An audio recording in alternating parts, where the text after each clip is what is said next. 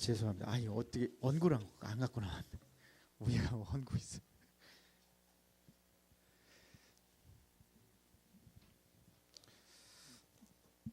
여러분들의 기도 속에서 그 태국 선교 잘 다녀왔습니다. 제가 이제 어떠한 기도 제목을 갖고 왔냐면, 이번에 기도가 지난번에 태국에 처음에 갔다 왔을 때의 그 응답이 피스가 들어오는 것이 가장 큰 응답이 아니겠는가, 이런 생각을 해봤습니다. 아직도 그곳에는 통역할 사람이 없어서 두 사람을 거쳐가지고 영어로 통역을 하고 그 다음에 한국어로 통역을 하고, 이렇게 해야 메시지가 들어갑니다.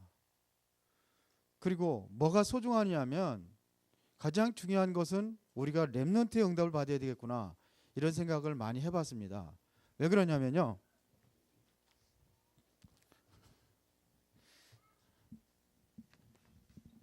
기존 신자들은, 지금까지 우리 목회자들은 아직도 각인되어 있는 것이 너무나 많이 있습니다. 과거의 것.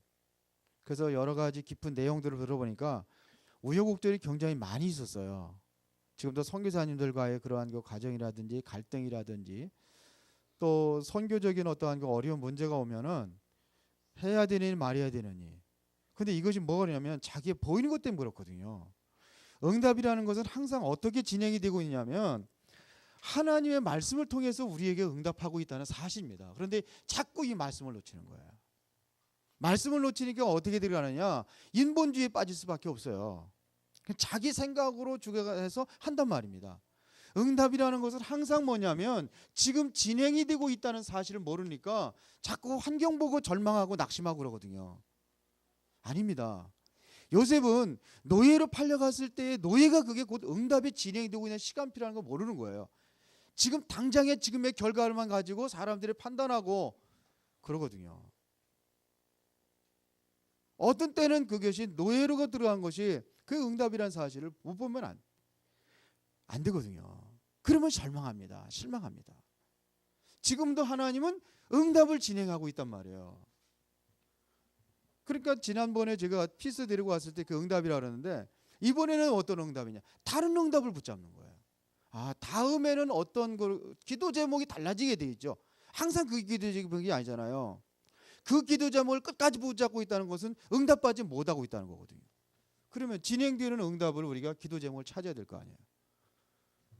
근데 지금 그렇게 지금도 있더라고요. 그래서 우리 교회도 그렇고 우리 기도 제목은 항상 뭐냐면 진행되고 있습니다. 그러니까 기도 제목도 항상 어떻게 되느냐, 뭐 영원한 우리가 평생 기도 제목이 있죠. 그런가 하면 지금 진행되고 있는 기도 제목 달라져야 되거든요. 그렇죠. 그게 응답이에요. 그래서 이번에는 어떠한 기도 제목을 가지고 왔느냐, 미션홈이 필요하구나. 그래서 미션홈, 이 응답을 받아야 되겠구나.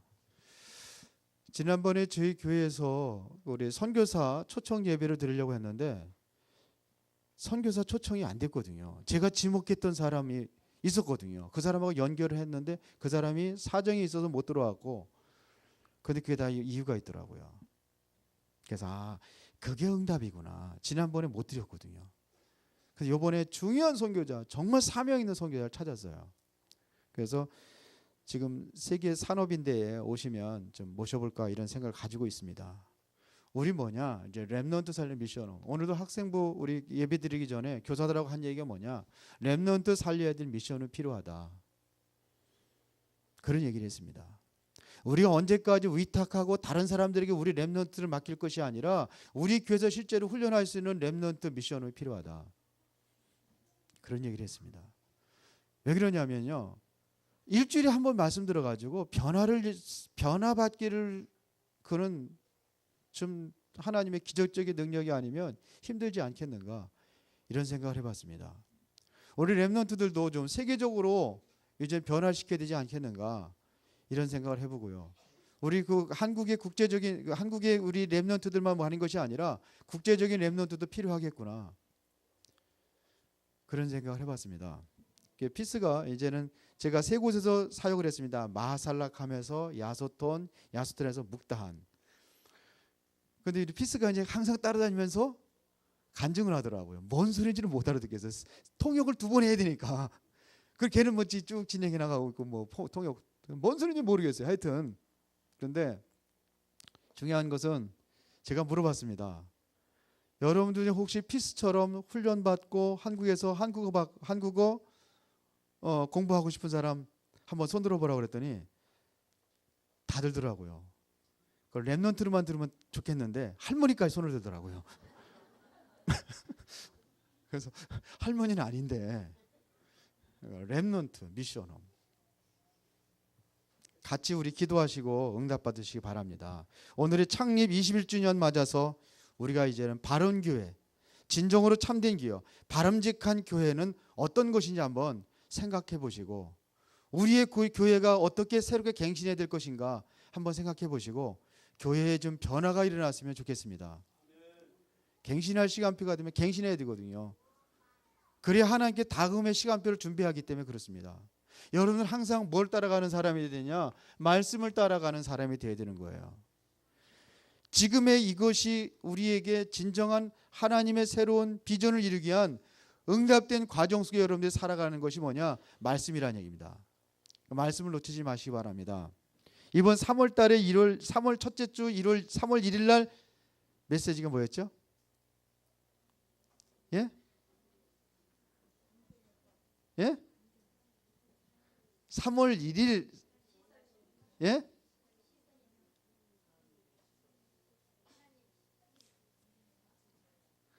하나님의 시선이 그 전주예요? 3월 1일이 지난주에? 지난주가 시선이죠. 그 전주 말하는 거예요. 네.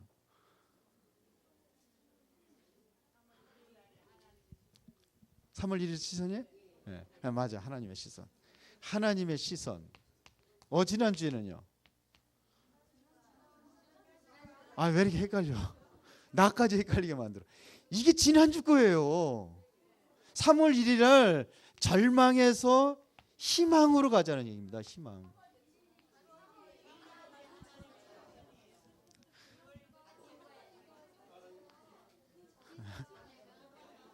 왜 이래나?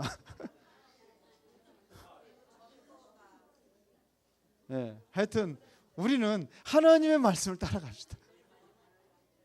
예? 이게 그래요? 절망에서 희망으로. 예, 맞아요. 나까지 헷갈려. 제가 잠을 너무 못 자가지고요. 계속 이동하고 이번에 제가 좀 경비를 좀 아낀다고 해가지고 표를 일찍 끊어가지고 3월 1일 날 나갔잖아요. 3월 1일 날. 그렇죠? 이번에 2번째 주구나. 난 3번째 주, 2번째 주. 그렇죠? 예. 그러다 보니까 그랬는데 거기서 비행기 티켓을 끊어놨더라고요. 제가 피스를 데리고 있다고 그래서 모르겠는데 그 8시간 이동을 하는 거예요. 8시간 차 타고. 그래서 좀 하고서 했더니 비행기 티켓 끊어놨는데 언제 끊어놨냐? 맨 늦은 시간에 그냥 12시 그 시간에 12시 5분인가 10분에 들어갔어요. 숙소에. 그럼 우리는 한국 시간은 뭐냐면 2시 10분입니다. 월요일 날. 그런데 이번에 나올 때도 마찬가지예요. 나올 때도 이상하게 안 돼가지고 0시 거기서 0시 45분 비행기예요. 방콕에서. 그 이전에 이동하는 것도 이제 굉장히 길지요. 그래서 또 그럼 여기 8시 5분에 도착이에요. 비행기가. 8시 5분 돼가지고 제가 카톡으로다가 다 이렇게 문자 날렸더니 다 들어와서 지금 집안에 있는 줄 알고 있는데 그게 공항에서 내리자마자 다 준비해놓고 다 날려보낸 겁니다. 그래서 지금 좀 혼미한 상태가 있는데 그럴수록 저도 집중할 테니까 여러분도 집중하시기 바랍니다. 하나님의 인도 속에 있어야 돼요. 지난주, 지지난주. 그렇죠? 그래서 우리가 하나님의 시선이 머무는 곳에 여기는 어떠한 문제가 있고 어떠한 어려움이 있다는 우리는 절망하는 것이 아니라 우리는 항상 하나님께서 주신 언약 속에서 희망을 가지고 가는 그러한 교회가 되어야 될 줄을 믿습니다. 그러면 교회가 해야 될 사명이 무엇이냐 이거예요. 어떠한 사명을 하나님께서 교회에 주셨느냐? 5가지입니다. 하나님께서 우리를 부르신 이유가 뭐냐? 그게 가장 중요한 것은 예배입니다. 이 백성은 내가 나를 위하여 지었나니 나의 찬송을 부르게 하람이라. 예배라는 것이 무엇입니까? 지극히 존귀한 자에게 경의를 표하는 것입니다. 그렇죠? 물은 내 이름으로 일컫는 자가 내가 내 영광을 위해 창조하였다 그랬습니다. 누구의 영광을 위해? 하나님의 영광을 위해 창조한 존재들입니다. 그런데 우리 인간에게 창세기 3장에 문제가 왔어요. 무슨 문제가냐? 하나님과 단절되는 그러한 문제란 말입니다. 하나님과의 단절, 생명의 단절. 사단이라는 존재를 인해 가지고 우리가 범죄함으로 하나님과 단절되니까 예배가 단절돼 버렸다는 얘기입니다. 그래서 예배를 회복하기 위해서 그리스도가 오신 겁니다. 그래서 에베소 1장 6절에 보니까 바울이 고백을 했습니다. 창세전에 나를 선택하시고 나를 구원하신 이유가 뭐냐? 찬송하게 하기 위하여. 다시 말하면 하나님께 예배를 회복하기 위하여. 교회가 바로 해야 될 일이 뭐냐? 예배입니다. 그렇죠? 그 다음에 교회가 해야 될 일이 뭐냐? 바로 전도와 선교의 사명을 감당하는 것이 바로 교회입니다. 전도와 선교의 사명. 예수님께서 이 땅에 오신 이유가 뭐냐? 섬김을 받으려 함이 아니라 도리어 섬기려고 자기 목숨을 많은 사람들의 대속물로 주게 하기 위함이라. 마가복음 1장 38절에 보니까는 내가 저 동네에도 가야 되겠다. 왜? 내가 이 일을 왜 해야 돼? 저 동네 가서 전도해야 되겠다. 왜? 내가 이 일을 위하여 왔다. 뭐 때문에요? 전도 때문에 왔어요. 여러분들이 이제 마음을 좀 넓게 가집시다. 하나님의 은혜를 여러분들이 풍성히 누리고 정말 너희에게 마음을 가지시고 저 어디까지? 세계까지. 바울이 스바냐도 보아야 하리라 한 것처럼 우리가 이제 그런 마음을 품자는 얘기입니다. 한 사람이 한 나라를 위해서 기도하고 응답받을 있을 만큼 여러분들이 뭐냐? 전도의 사람, 선교의 사람이 되야 될 것입니다. 그리고 예수님께서 늘 다니시면서 뭐 하셨습니까? 교육하셨습니다. 때로는 산에 올라가서 제자들에게 말씀을 전할 때도 있고 회당에 들어가서 말씀을 전할 때도 있었고, 그리고 거리에 지나다니면서 뭐냐면 저 하늘을 바라보게 하시면서 또 뭐냐 저 새들을 바라보게, 백합꽃을 바라보게 하시면서 주님께서 말씀하셨습니다. 뭐라 하냐? 공중에 나는 새를 봐라. 거기에도 교육. 그렇게 하면서 우주 모든 것이 시청각자를 활용하면서도 하나님께서는 교육에 힘쓰셨습니다. 교육하는 교회. 그리고 네 번째로 뭐 하는 것이냐? 교회의 사명이 뭐냐면은 이게 섬기는 겁니다. 다시 말하면 봉사라는 얘기입니다. 봉사하는 교회. 봉사하다가 조금 힘들고 어려우면 자꾸 시험 들고 그러는 사람들이 가끔 있어요. 왜 나만 하느냐고. 왜 다른 사람들은 왜 여기에 관여하지 않느냐고. 그럴수록 감사함을 하시기 바랍니다. 그게 하나님의 은혜요, 하나님의 축복이 나에게 주시는 기회라고 생각하시면 됩니다. 감사하세요. 선교 현장에 가면은요 이런 경우가 있어요. 저 오지 정말 힘들고 어려운 데는 선교사를 잘 안 가요. 특히 태국에 필리핀에 바기오 잘 안 가요. 왜 안 가느냐? 거기 왜 그러냐면 환경이 안 좋거든요. 고산지대도 가다 보니까는 거기 갔다가 중풍 맞은 사람이 한 사람이 있어요. 지금도 교회 전혀 못 나오는 사람이 있습니다. 저 어디에요? 안산에 장기선 목사님이 거기 갔다 와가지고 구하나사 왔었어요. 고침 받았지만 그렇게 안 가려고 그래요. 그럴수록 하나님께서 나에게 주신 기회라고 생각하시고 우리는 정말로 봉사에 힘쓰시기를 바랍니다. 봉사는 뭐냐? 남을 섬기는 겁니다. 섬김의 자세로 우리가 세워지기, 이게 교회입니다. 봉사하는데 기쁜 마음을 합시다. 우리 랩넌트 우리 초신일 여기서 하다 보니까 여기서 이제 하루 1박 2일로 우리 수련을 했어요. 보통 문제가 아니라 그냥 막 애들 교육 좀 해야 되겠지만 감사하는 마음으로 청소하는데 뭐 그냥 뭐 부셔를 먹어가지고 막 산대 사방에다 막 뿌려놓고 난리 쳤다고 그랬던 것만 먹기 싫으면 애들 그러거든요. 먹기 싫으면 막 부숴버립니다. 그러니까 부셔 교회 안 부신 거 다행으로 생각하시고 감사하시는 거예요. 봉사할 수 있는 기회, 섬김의 기회를 주셨으니까 하나님 감사합니다. 대부분에 보면은 우리 그 화장실 청소하시는 분들이 있어요. 공중 화장실 청소하는 데 보면은 여자들, 주로 남자들보다 대부분 여자들이 청소하잖아요. 청소하자면 남자 화장실까지 막 들어와 가지고 막 해요. 이런 데도 쭉 우리 수원 문화가, 화장실 문화가 발전했잖아요. 그런데 보면은 기쁘고 즐거운 마음으로 하는 사람이 아니라 남자 화장실이 좀 여자 화장실도 더 지저분할 수가 있겠죠. 꾸시렁꾸시렁하면서요. 이게 뭐 삐뚤어졌냐? 왜 이렇게 여기 오줌을 한 대 여기 깨끗하면 청소할 사람이 있어요? 필요해요? 없어요? 그 사람 실업자 됩니다. 감사함으로 이렇게 어지러 놓으니까 나를 청소를 시키는구나. 감사합니다. 이래서 내가 먹고 사는 거지. 감사하잖아요. 감사함으로 합시다. 왜 이거 자꾸 길어지냐? 이게 제일 우리에게 힘들 수가 있기 때문에 그렇습니다. 그리고 5번째 교제입니다. 교제. 전도는 열매라면 교제는 교회를 세워가는 것입니다. 성도가 하나가 되게 하는 겁니다. 이게 교제입니다. 이게 바로 교회의 신학적인 용어로 5가지 사명이라 이렇게 얘기합니다. 만일 여러분들이 이것이 안 된다면, 정말로 성도들이 우리 교회에 나갔다면은 여러분 어떻게 생각하십니까? 모든 성도가 나갔다면 교회는 어떻게 되겠느냐 이겁니다. 교회가 되겠어요? 그래서 우리는 이것에 대한 여러분들이 언약을 붙잡고 교회의 사명이라고 생각하시고 여러분들이 이것을 굳게 붙잡으시기를 예수의 이름으로 축원합니다. 그래서 우리는 이것을 어떻게 이 사명을 감당할 수 있느냐? 첫 번째로 메시지입니다. 우리가 하나로 통일될 수 있는 것이 뭐냐면 메시지입니다. 그러면 주님께서 우리에게 어떤 메시지를 주셨는가? 우리가 한번 그 전체를 살펴보겠습니다. 예수님께서 우리에게 주신 메시지가 어떤 메시지냐 이겁니다. 어떤 겁니까? 예수님께서 가장 첫 번째 교육하신 것이 산상수훈입니다.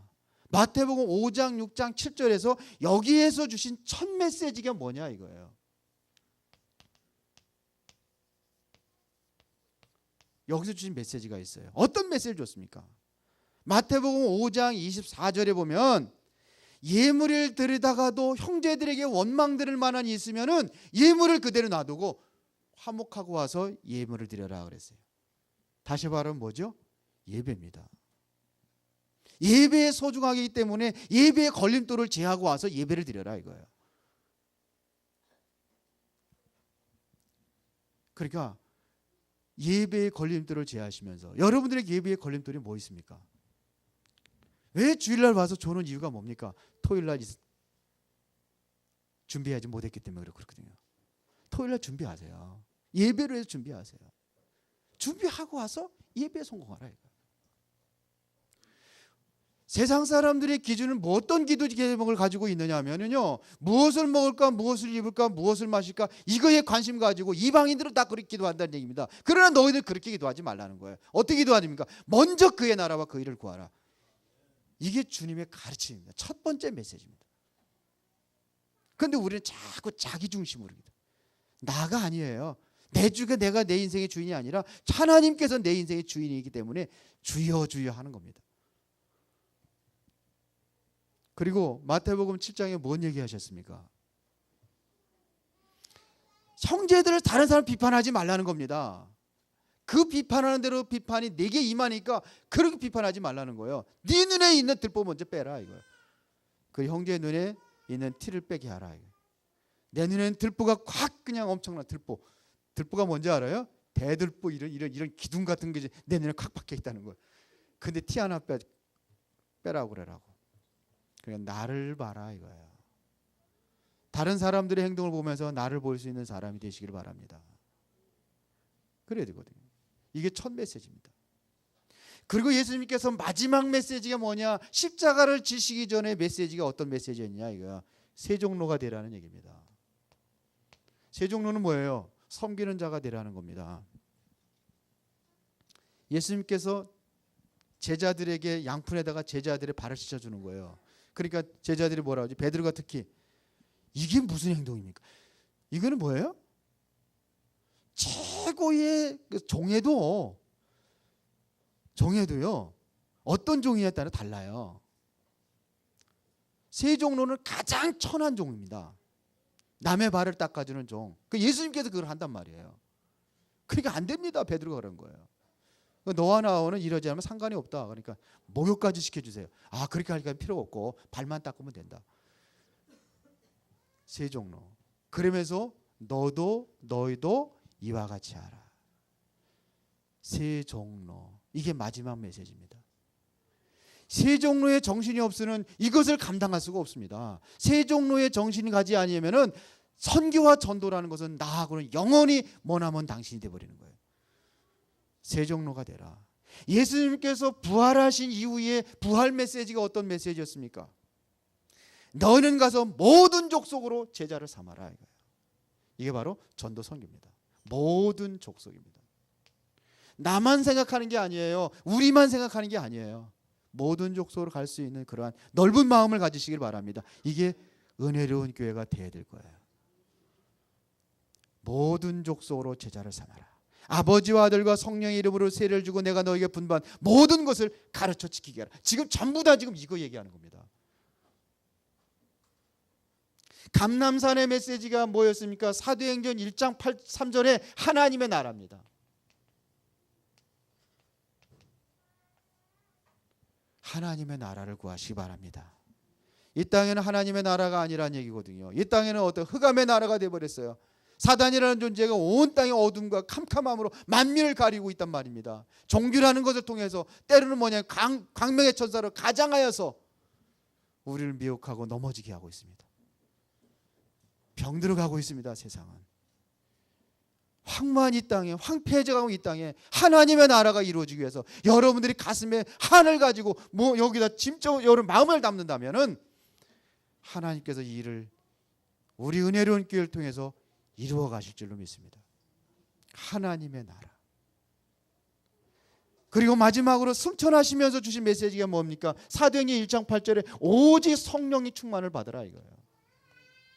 왜 성령 충만을 받아야 됩니까? 땅끝까지 그리스도의 증인되기 위하여. 이게 교회의 사명입니다. 주님께서 우리 교회에게 주신 메시지란 말입니다.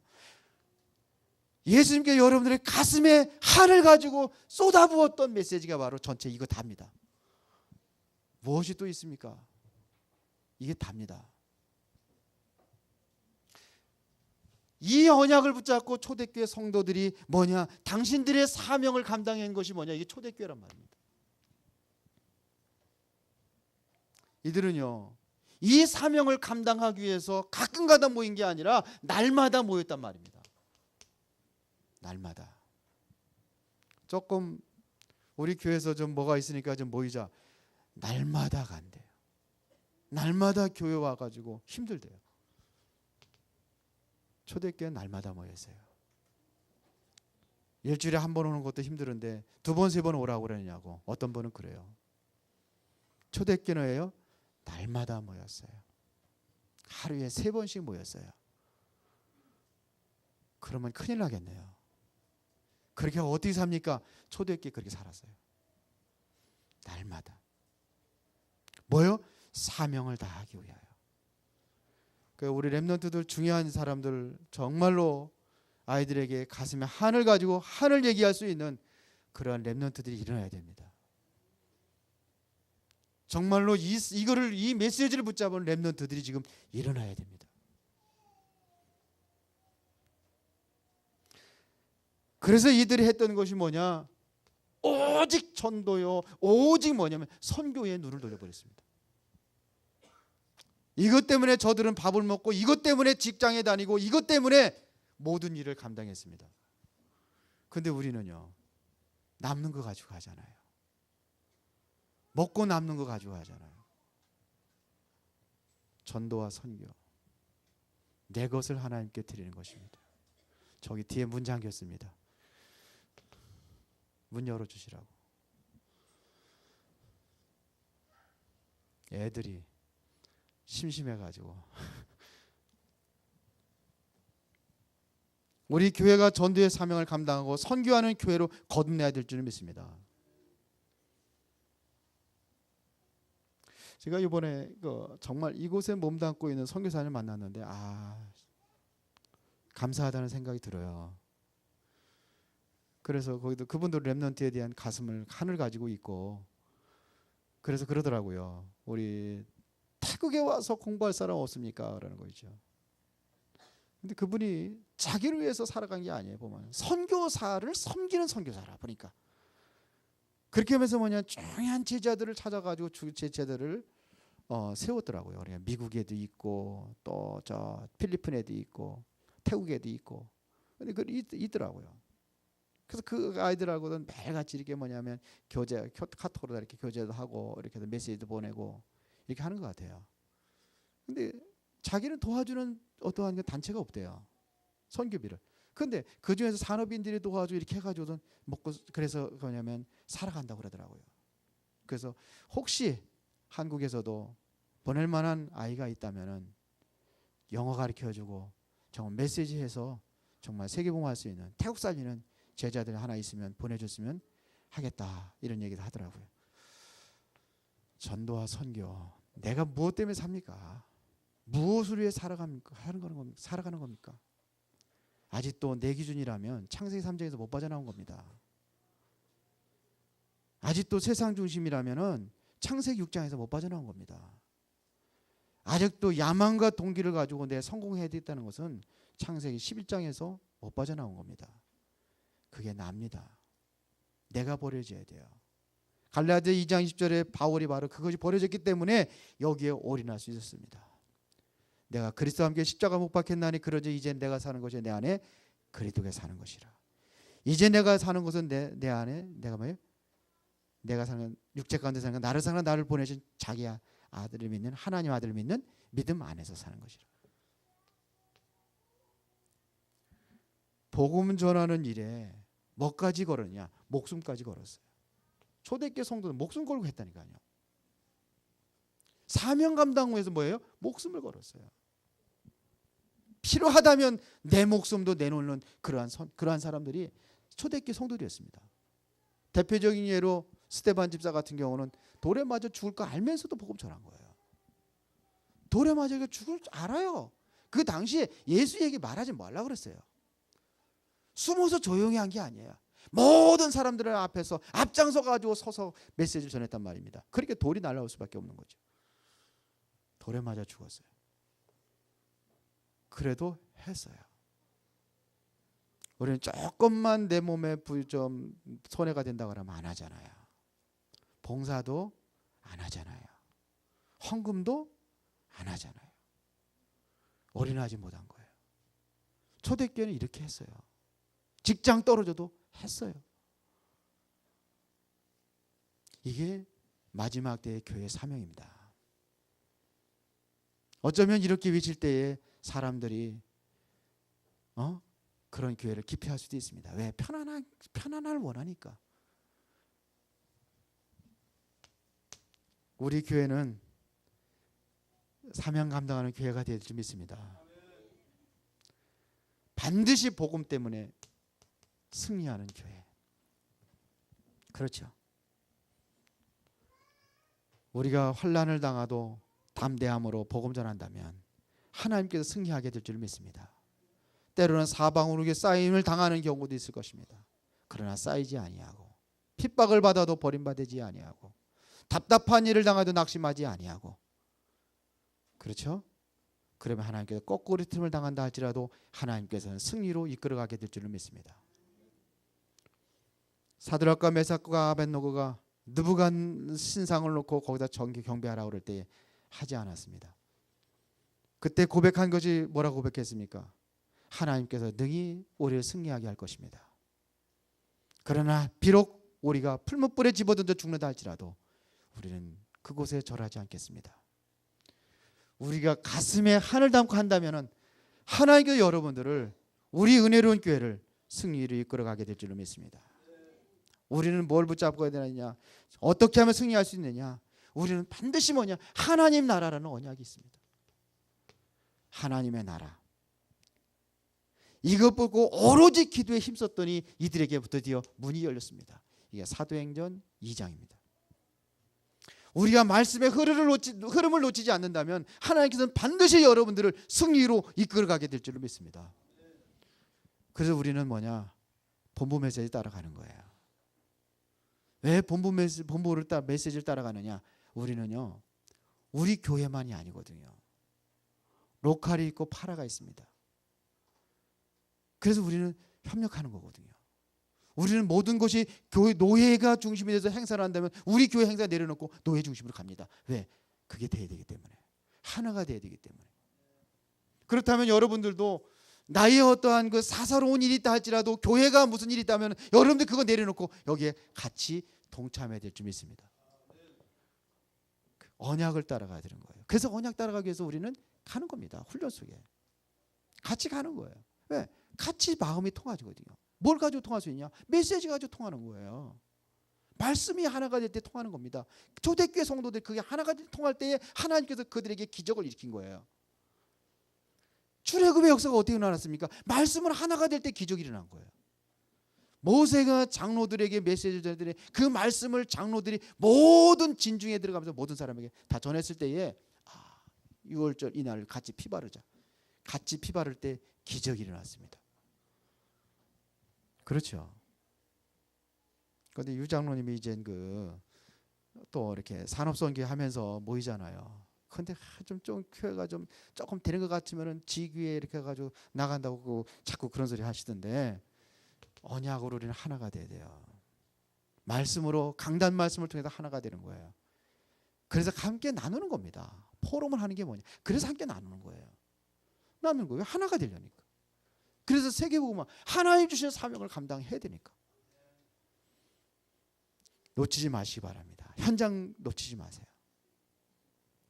매일같이 제가 카톡으로 보내주는 거 귀찮다고 어떤 사람은 전혀 안 열어보고 그런 사람들 있더라고요. 보니까 우리 교회는 내가 전체 다 보내니까 누가 안 열어보는지 몰라. 그런데 개개인마다 보내주는 사람이 있어요.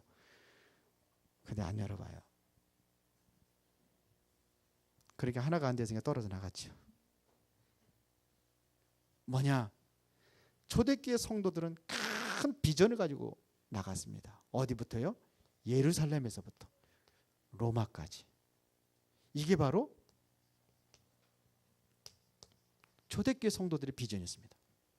그런데 하나님께서는 그 시간표대로 인도하셨습니다. 왜?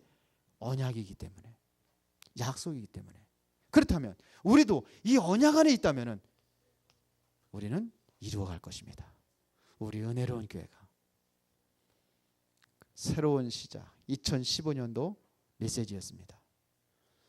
우리는 뭐 할 것이냐? 전도와 기도와 우리는 세 가지 뭐 했었죠? 복음운동, 기도운동, 전도운동. 세계복음합니다. 뭐 중심으로 했느냐면요. 환난과 핍박 중에도 흔들리지 않는 뭐가 있어요? 중직자들이 있었어요. 이 중직자 중심으로 흔들리지 않고 핍박 속에서도 다 원네스가 되어버렸습니다. 그러니까 승리하는 거예요. 그 중직자들이 제일 중요한 게 메시지 붙잡아야 돼요. 말씀 잡아야 돼요. 그러면 하나님께서 우리를 반드시 승리로 이끌어가게 될 줄로 믿습니다. 그랬더니 결과가 나왔어요.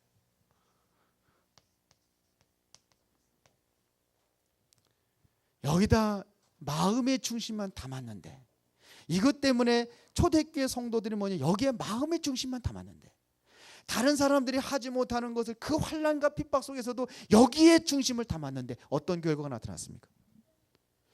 사도행전 11장 21절에 보니까 주의 손이 함께했다고 그랬습니다. 주의 손에 붙잡힌 교회. 그렇죠. 수많은 사람들이 모였습니다. 11장 23절에 보니까 거기에 뭐가 뭐냐? 하나님의 은혜가 보였다고 그랬습니다. 하나님 은혜가 눈에 보일 정도로 이런 응답이 왔습니다.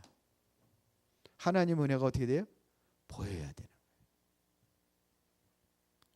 11장 24절 26절에 보니까 그 교회에 큰 무리가 모였다고 그랬습니다. 그뿐만이 아닙니다. 경제가 회복이 됐습니다. 클라우디오 때에 흉년이 들었는데 어떻게 됐어요? 흉년이 들었는데 흉년이 뭐가 됐어요? 흉년이 들었는데 안디옥 교회는 뭐 했어요? 굶어 죽을 판이니까 예루살렘 교회가 모교회가 힘들어. 그래서 이 지교회가 헌금을 해가지고 뭐냐 거기에 부조를 보낸 거예요. 헌금을 해서 보낸 거예요. 경제적인 축복. 누구의 손에 있습니까? 하나님의 손에 있어요. 먹고 사는 건 누구의 손에 있습니까? 하나님의 손에 있습니다. 지금의 그 문제 가지고 절망하지 말고 우리는 뭘 가져요? 희망을 가지세요. 여러분들은 어디에 있어야 됩니까? 하나님께 시선이 머무는 곳에 여러분들이 있어야 됩니다. 하나님의 관심 속에 여러분들이 있어야 됩니다. 그때 하나님께서는 우리 은혜로운 교회를 하나님께 쓰시게 될 줄로 믿습니다. 우리 은혜로운 교회 주의 손이 함께하는 교회, 주님의 은혜가 보이는 교회, 그래서 큰 무리가 모여서 세계복음화를 감당하는 교회. 그 세계복음화 감당하기 위해서 거기서 선교사 파송하고 그러잖아요. 13장에. 그리고 경제가 걸림돌이 되지 않는 교회, 이렇게 쓰임받는 교회가 되기를 기도해 주시기 바랍니다. 하나님 아버지 감사합니다. 사명을 감당하는 그러한 교회로 세워지기를 원합니다. 우리 은혜로운 교회가 진정으로 이제는 창립 21주년을 맞이하여 새롭게 거듭나는 그러한 시간표 속에 들어가기를 원합니다. 주께서 함께 역사하시고 그 따르는 표적으로 말씀을 확실하게 증거할 수 있는 그러한 교회가 되도록 역사하여 주시옵소서. 예수 그리스도 이름으로 기도드리옵나이다. 아멘.